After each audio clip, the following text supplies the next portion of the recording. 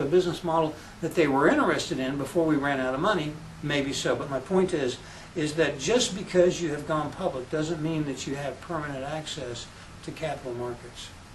It does also have the ability, when you've gone public, to be able to attract and retain key employees.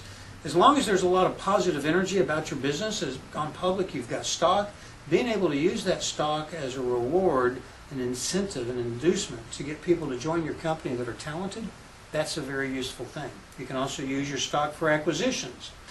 And of course, being listed on a stock exchange gives you the ability to raise money again. The downsides are that you're going to dilute the original management's ownership, but that's not really a downside because you end up with so much more capital and a ready market for your stock. You do lose control, but that's also a misnomer because if you maintain control, think about Steve Jobs, very famous example.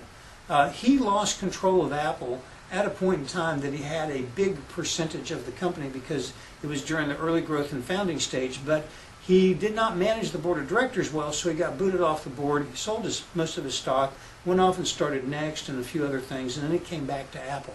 At the point in time that he came back to Apple, he only had a couple of percent of the company, which did not give him control.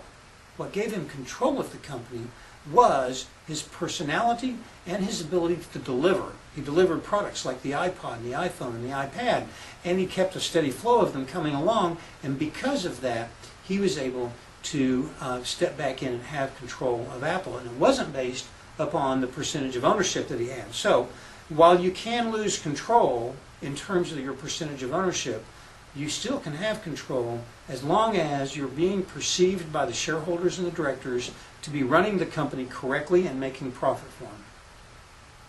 As a public company, you do lose privacy. You have to report how you're doing, and that means the whole world can see more about what you're doing. You're reporting to the SEC and reporting to your shareholders.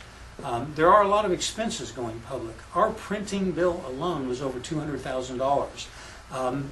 There was one point in time as we were preparing in the final days to go public where we were spending the night at our printer and we had the document, the public document, laid out on this long table, and there were about 15, 20 people there at different points during the evening.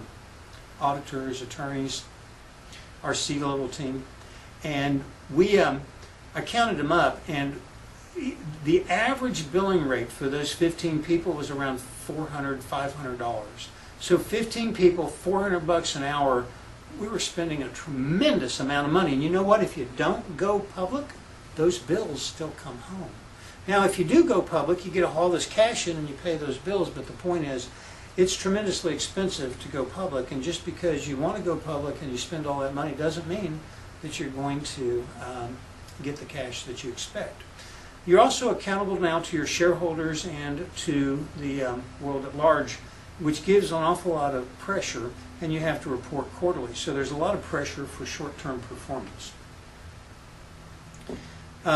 There's a timetable for an IPO, but the critical point on this timetable is that from the point in time, now presuming that you've met the income requirements, you have the management team, and everybody says, yeah, let's do it, from the point in time you pull the trigger and start marching down the path of going public, you're looking at between 17 and 20 weeks. So you're looking at 4 to 5 months of time when you're actively involved in the process. That's a long time for C-level management to be diverted from running the company. So it's critical that you have a subordinate management team in place that can help make that happen for you. First, then you choose the underwriter, you negotiate letters of intent, you prepare your registration statement, you file documents with the SEC, you go through a quiet period, then you go on your road show, then you meet all the state requirements, and that's the essential steps in the process. There are simplified registration processes that we need to talk about because for the vast majority of companies, you can still sell stock, but you just don't do it through a public offering. So understanding what those simplified registration requirements are is important. First of all, the goal of them is to make it easy for companies to raise capital. There are several different rules. The primary one is Regulation D, Rules 504, 505, and 506. And so we're going to talk about those here in just a moment. So the first concept that we need to discuss